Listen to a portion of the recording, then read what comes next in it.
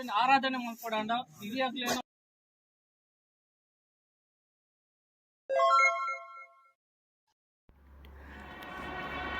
ನಮಸ್ಕಾರ ಬಂಧುಗಳೇ, ನೀವು ನೋಡ್ತಾ ಇದ್ದೀರಿ ಪಿಂಗಾರ ಯೂಟ್ಯೂಬ್. ತುಳುನಾಡಿನ ಪ್ರಮುಖ ಆರಾಧನಾ ಶಕ್ತಿಯಾಗಿರುವ ದೈವಾರಾಧನೆಯನ್ನು ಇಲ್ಲಿನ ಜನರು ಶ್ರದ್ಧಾ ಭಕ್ತಿಯಿಂದ ಆರಾಧನೆ ಮಾಡ್ತಾ ಇದ್ದಾರೆ. ಇದೊಂದು ಸರಳವಾದ ಆರಾಧನಾ ಪದ್ಧತಿಯಾಗಿದೆ. ಹಿರಿಯರು ನಡೆಸಿಕೊಂಡು ಬಂದಿರುವ ಚೌಕಟ್ಟಿನ ಒಳಗಡೆ ಆರಾಧನಾ ಪ್ರಕ್ರಿಯೆಗಳು ನಡೆಯುತ್ತವೆ. ಪೂರ್ವಜರು ದೈವಗಳನ್ನು ತಮ್ಮ ಭಕ್ತಿಯಿಂದ, ಮನಸ್ಸಿನ ಆಳದಿಂದ ಬರುವ ಪ್ರಾರ್ಥನೆಗಳಿಂದ ನೆಲೆ ಮಾಡ್ತಾ ಇದ್ದರು. ಆದರೆ ಇಂದು ಕಾಲ ಬದಲಾದಂತೆ ಮೂಲ ಆಚರಣೆಯು ವೈಭವೀಕರಣ, ಬದಲಾವಣೆಯತ್ತ ಸಾಗ್ತಾ ಇದೆ.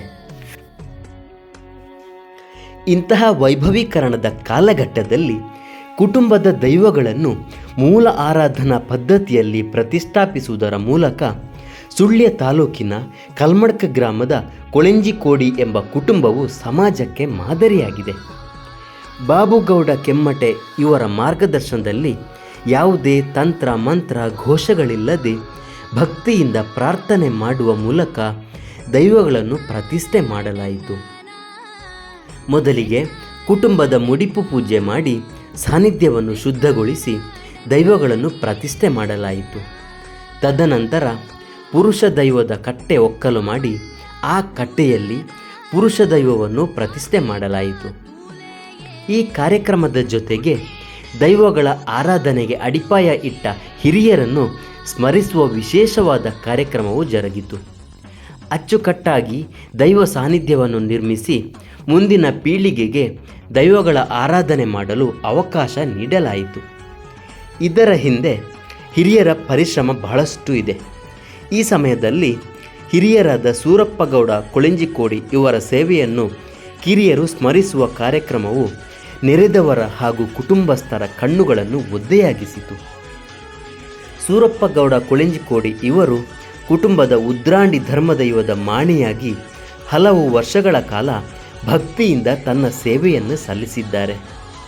ಅವರ ಸೇವಾವಧಿಯಲ್ಲಿ ಹಲವು ನಡಾವಳಿಗಳು ಕೂಡ ನಡೆದಿವೆ. ಇಂತಹ ದೈವಗಳ ನಡೆಯಲ್ಲಿ ಹಿರಿಯ ಮಾಣಿಗೊಂದು ಕಾಣಿಕೆ ನೀಡಿ ಕುಟುಂಬಸ್ಥರು ಆಶೀರ್ವಾದ ಪಡೆದುಕೊಂಡರು. ಆಶೀರ್ವಾದ ಮಾಡಿದ ಹಿರಿಯರಾದ ಸೂರಪ್ಪಗೌಡ ಕೊಳೆಂಜಿಕೋಡಿ ಅವರು ಈ ಸಮಯವನ್ನೆಲ್ಲ ನೋಡಿ ಸ್ವಲ್ಪ ಮಟ್ಟಿಗೆ ಭಾವುಕರಾದರು. ದೈವಾರಾಧನೆಯಲ್ಲಿ ಇಂತಹ ಹಿರಿಯರ ಮಾರ್ಗದರ್ಶನ ಕಿರಿಯರಿಗೆ ಅತ್ಯಮೂಲ್ಯವಾಗಿದೆ ಬಂಧುಗಳೇ. ಹಿರಿಯರು ಆರಾಧಿಸಿಕೊಂಡು ಬಂದಂತಹ ಆರಾಧನಾ ಪದ್ಧತಿಯನ್ನು ಕಿರಿಯರು ಜವಾಬ್ದಾರಿಯಿಂದ ನಡೆಸಿಕೊಂಡು ಹೋದರೆ ನಮ್ಮ ದೈವಾರಾಧನೆಯು ಸೂರ್ಯ ಚಂದ್ರರಿರುವ ತನಕ ಶಾಶ್ವತವಾಗಿ ಇರುತ್ತದೆ. ಪ್ರತಿ ತರವಾಡು ಮನೆಯಲ್ಲಿ ಈ ರೀತಿಯಲ್ಲಿ ಹಿರಿಯರಿಂದ ಆಶೀರ್ವಾದ ಪಡೆದು ಕಿರಿಯರು ದೈವಾರಾಧನೆಯನ್ನು ಮುಂದುವರಿಸಿಕೊಂಡು ಜವಾಬ್ದಾರಿ ಹೊತ್ತುಕೊಂಡು ಮುಂದಿನ ಪೀಳಿಗೆಗೆ ಹೋದರೆ ಅದೇ ದೊಡ್ಡ ದಾರಿದೀಪವಾಗ್ತದೆ. ನಮಸ್ತೆ.